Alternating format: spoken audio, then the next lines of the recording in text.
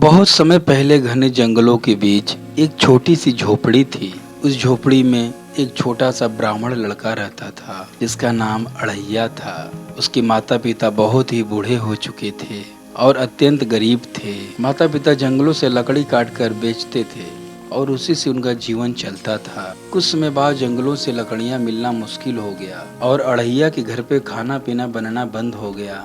उसके माता पिता कमजोर होने लगे। एक रात अड़ैया के बूढ़े माता पिता गंभीर रूप से बीमार पड़ गए। अड़ैया पूरी रात उनके पास बैठा रहा। वो रोते हुए भगवान से प्रार्थना करता था, हे प्रभु, मेरे माता पिता को ठीक कर दो। लेकिन सुबह होते होते दोनों ने इस संसार को छोड़ दिया। झोपड़ी में सन्नाटा छा गया। अड़ैया बिल्कुल अकेला पड़ गया। अड़ैया ने आंसुओं के साथ अपने माता पिता का अंतिम संस्कार किया। लेकिन उसके बाद उसके पास न घर था न खाने को अन्न। एक दिन वह जंगल की ओर निकल पड़ा। अड़ैया कई घंटे तक जंगल में चलता चला जा रहा था। चलते चलते अचानक उसे दूर एक छोटी सी कुटिया दिखाई दी। अड़ैया भूखा था। कुटिया के बाहर बहुत सारी गायें बंधी हुई थी। अड़ैया धीरे धीरे आगे बढ़ा और देखा कि कुटिया के सामने एक संत बैठे हैं जिनके चेहरे पर तेज था। अड़ैया को देखकर संत महाराज ने पूछा, बेटा तुम कौन हो? उसने संत महाराज को अपने माता पिता की मृत्यु और अपने गरीबी की पूरी कहानी बताने लगा। संत कुछ देर तक शांत रहे, फिर उन्होंने मुस्कुराकर कहा, बेटा आज से तुम यही रहो, मेरी गायों की सेवा करो, बदले में मैं तुम्हें भोजन दूंगा। अब अड़ैया रोज सुबह जल्दी उठ जाता, गायों को जंगल में चराने ले जाता। दिन बीतने लगा। कुछ समय बाद एक दिन संत जी ने उससे कहा, बेटा अड़ैया, जब तुम गाय चराने जाओ तो साथ में आटा, आलू, मिर्च और बैगन लेते जाओ। जंगल में बाटी चोखा बनाकर भगवान को भोग लगाना और फिर तुम खुद पाना। अड़ैया ने सर झुकाकर बोला, जैसी आपकी आज्ञा गुरुजी। अगले दिन संत महाराज अड़ैया को मोटरी में बांधकर सारा सामग्री दे दिए। अड़ैया लकड़ियां इकट्ठा की और आग में आलू और बैगन भूनकर चोखा तैयार किया।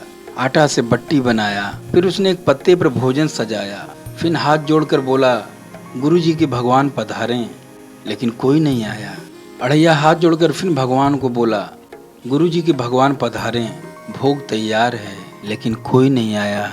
समय बीतता जा रहा था। अड़ैया भूख प्यास से व्याकुल हो उठा। लेकिन कुछ समय बाद अड़ैया की निष्ठा और विश्वास को देखकर भगवान द्रवित हो गए और अड़ैया के सामने श्री राम जी, श्री लक्ष्मण जी के साथ प्रकट हो गए। अड़ैया बोला, कौन हो आप? भगवान बोले, अरे तुम्ही ने तो मुझे बुलाया।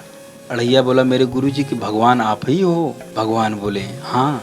अड़ैया की निष्ठा को देखकर त्रिलोकपति भगवान बहुत खुश हो रहे थे। अड़ैया पत्तल में बाटी चोखा निकाला और बोला, पाइए प्रभु। भगवान लक्ष्मण जी के साथ बैठकर बाटी चोखा खाने लगे। शाम हो रही थी। अड़ैया सभी गायों को लेकर गौशाला पहुंचा। गुरुजी बोले, बेटा खाना बनाया था? अड़ैया बोला, हाँ गुरुजी। तो भगवान को भोग लगाया कि पहले ही खा गया? अड़ैया बोला, नहीं गुरुजी, आपके भगवान भी खाएं और उनके साथ उनके भाई भी आए थे, वो भी खाएं। थोड़ा बच गया तो मैं भी खा लिया। अड़ैया बोला, आपके भगवान बहुत खाते हैं। गुरुजी को कुछ समझ में नहीं आया। दूसरे दिन सुबह हुई। अड़ैया सभी गायों को खूंटा से निकाला और गुरुजी से बोला, गुरुजी आज 7.5 किलो सामग्री चाहिए। गुरुजी बोले, क्यों? अड़ैया बोला, आपके भगवान बहुत खाते हैं। गुरुजी को अड़ैया की बात कुछ समझ में नहीं आई। गुरुजी बोले, ठीक है ले लेना, कोई बात नहीं। अड़ैया 7.5 किलो सामग्री लेकर गायों के साथ जंगल में पहुंचा। अड़ैया जंगल से लकड़ियां बिना आग जलाई और कुछ समय बाद बाटी चोखा तैयार किया और दोनों हाथ जोड़कर बोला, गुरुजी के भगवान पधारिए। और उसी क्षण भगवान प्रकट हो गए। अड़ैया बोला, ठीक है प्रभु, गुरुजी की आज्ञा है, अब तीनों पाइए। भगवान श्री रामचंद्र जी, लक्ष्मण जी और जगत जननी माता सिया जी दोनों उदार भक्त के हाथों से बना स्वादिष्ट बाटी चोखा खा रहे थे। कुछ समय बाद भगवान खा कर बोले, अड़ैया बेटा कल आओगे? अड़ैया बोला, हाँ प्रभु, कल भी आऊँगा। और भगवान अंतर ध्यान हो गए। अड़ैया अपने गायों को लेकर गौशाला पहुँचा। गुरुजी बोले, बेटा भगवान को भोग लगाकर खाते हो कि बिना भोग के ही खा जाते हो? अड़ैया थोड़े गुस्से से बोला, गुरुजी आपके भगवान घर पर खाना पाते हैं कि नहीं? गुरुजी बोले, क्यों? अड़ैया बोला, गुरुजी, आपके भगवान रोज एक आदमी बढ़ा कर लाते हैं और आप मेरे ऊपर शक करते हैं कि मैं इतना सामग्री क्या करता हूँ। आज गुरुजी को थोड़ा झटका लगा। गुरुजी मन ही मन सोचने लगे, अड़ैया कभी हमसे झूठ नहीं बोलता है, तो क्या सच में मेरे प्रभु इसके बनाए भोजन को खाने आते हैं? गुरुजी ने अड़ैया से पूछा, बेटा तुम बाटी चोखा बनाकर भोग लगाते हो ना? अड़ैया बोला, हाँ गुरुजी, मैं बाटी चोखा लगाकर तैयार करता हूँ और बोलता हूँ गुरुजी के भगवान पधारिए, और स्वयं वे लोग आकर भोजन करते हैं। अड़ैया की बातों पर गुरुजी को विश्वास नहीं हो रहा था। गुरुजी सोच रहे थे कि एक अनपढ़ के हाथों से कैसे भगवान भोजन पा सकते हैं। अड़ैया की बात सुनकर गुरुजी की आंखों में आंसू आने लगा। गुरुजी सोचने लगे, अनंत ब्रह्मांडों के स्वामी, जिनको 56 व्यंजन से भी प्रसन्न नहीं किया जा सकता है, वे प्रभु जंगल में घास भूस पर बैठकर एक अनपढ़ के बनाए भोजन को करने आते हैं। अड़ैया से गुरुजी बोले, बेटा आज जब भगवान खाने बैठेंगे तो उनसे कहना कभी मेरे गुरुजी को भी दर्शन देने कुटिया में जाए कीजिए। अड़ैया बोला, ठीक है गुरुजी। अड़ैया आज 12.5 किलो सामग्री लेकर जंगल पहुंचा और आज कुछ नहीं बनाया। अड़ैया दोनों हाथ जोड़कर बोला, गुरुजी के भगवान पधारें।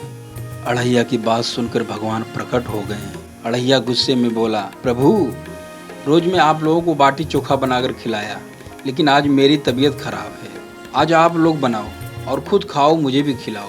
अड़ैया की बात सुनकर भगवान मुस्कुराए और लक्ष्मण जी को इशारा किए, निराला भगत है, इसके मन में कोई छल कपट नहीं है। लक्ष्मण जी लकड़ी बीनने गए, हनुमान जी आटा सान रहे थे, माता जगत जननी चूल्हा फूकने लगी, भरत शत्रुघ्न आलू बैगन छील रहे थे। अड़ैया देखा सारे लोग काम में व्यस्त हैं, वो दौड़ते हुए गुरुजी की कुटिया में पहुंचा और गुरुजी से बोला, गुरुजी आज आपके भगवान के सारे परिवार को फंसा लिया हूँ, सब मिलकर खाना बना रहे हैं। गुरुजी को विश्वास तो नहीं हुआ, लेकिन वे अड़ैया के साथ जंगल पहुंचे। गुरुजी जैसे ही जंगल में पहुंचे, उन्होंने देखा स्वयं त्रिलोकपति और माता सियाजू, लक्ष्मण जी और भरत शत्रुघ्न, हनुमान जी, सारे लोग बाटी चोखा बनाकर अड़ैया का इंतजार कर रहे थे। गुरुजी भगवान के चरणों में गिर पड़े और फूट फूट कर रोने लगे और रोते हुए गुरुजी बोले, प्रभु आपकी लीला अपरंपार है, जो बड़े बड़े ज्ञानियों के ध्यान में नहीं आते हैं, वे एक अनपढ़ के हाथों से रोज भोजन करने आते हैं।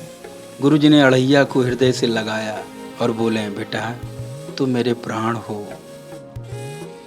इस कहानी से हमें ये सीख मिलती है दोस्तों कि भगवान हर जगह हैं, बस उन्हें सच्चे दिल से पुकारने की ज़रूरत है। वीडियो अच्छी लगी वीडियो को लाइक कर दें, चैनल को सब्सक्राइब करें, कमेंट में राधे राधे जरूर लिखें।